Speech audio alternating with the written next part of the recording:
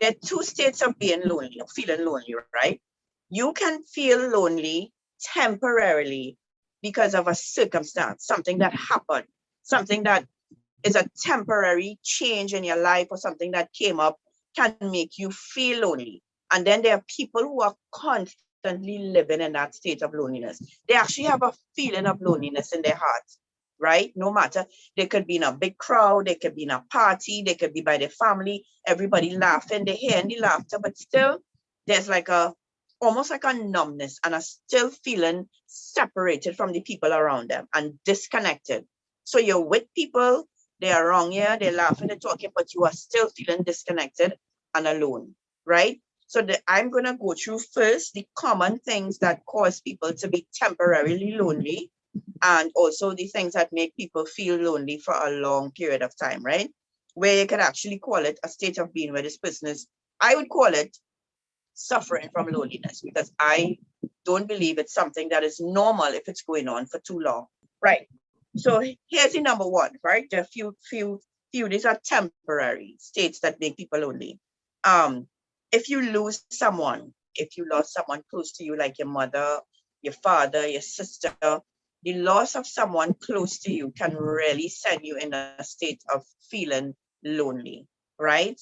And I just want to say, though, for those of you who lost someone close to you, someone who was a support, especially if that person was a support to you, that person was a comfort to you, that person helped you through life, and it's somebody that you could lean on, and then that person, is lost, passed away, I should say. Not like a boyfriend leave you, although that could cause it too, right? But I'm talking about the loss of a loved one. But just to let you all know, when it comes to grief, right? Grief is natural and we should grieve. When we lose someone, we should grieve. It's actually unhealthy to not grieve, right? It's actually unhealthy to hold it back. You're going to do a whole lot of damage to yourself, psychologically, emotionally, socially, physically too, if you want to grieve and you are holding that back, right? So grieving is natural and it's encouraged for a period of time, right? But there comes a time when the grief is being for an extended period of time, it can actually be seen now as a spirit of grief. Because I have met people, this is no lie, ladies. I know I don't know, I haven't spoken to him in a while about that, but I know someone who 5 years after his mom passed, it was almost the only thing he could talk about. And I'm being honest, like if you get into a conversation with him, it would be something that is always on the forefront of his mind. That is not natural, right? Like he would be still grieving and he would still end up crying, right? Now, I can't put a timeline, ladies. I cannot put a timeline on grief. I can't tell you, well, you could only grieve for this amount of time. But as I say that actually, in the Old Testament, when somebody died, the family was actually given a time period to grieve, and then you had to go back to normal life. And the reason for that was that they realized that long extended periods of grief was causing things, a lack of productivity, because the grieving family would not be going on as normal. They wouldn't be tending to their crops. They wouldn't be, so in other words, everything would come to a halt because you're grieving, right? And so, 40 days, somebody said, I think when Moses died, God actually instructed them to grieve for 30 days and then move on. God said, I'm giving all you 30 days of grief and then move on, because God still had a plan for the children of Israel. So even though Moses died and he was their leader and it was rough, that wasn't the end.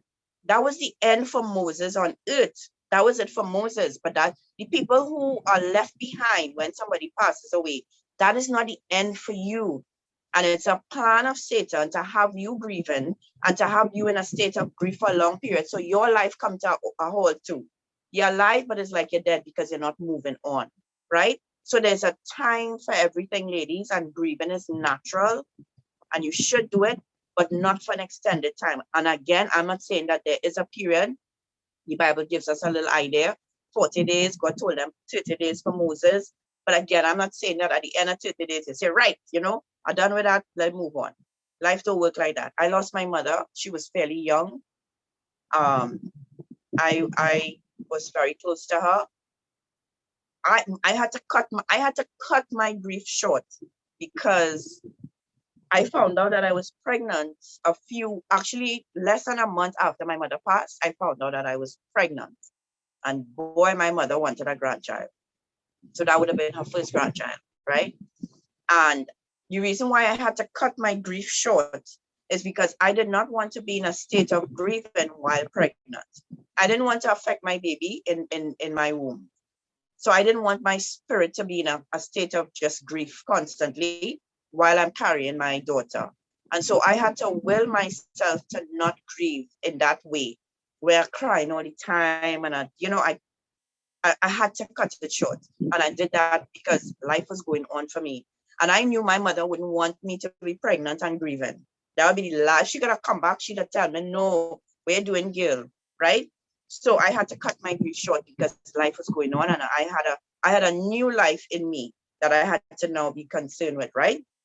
So don't let grief put you in an extended state of the death of a loved one puts you in an extended state of grief and loneliness, right?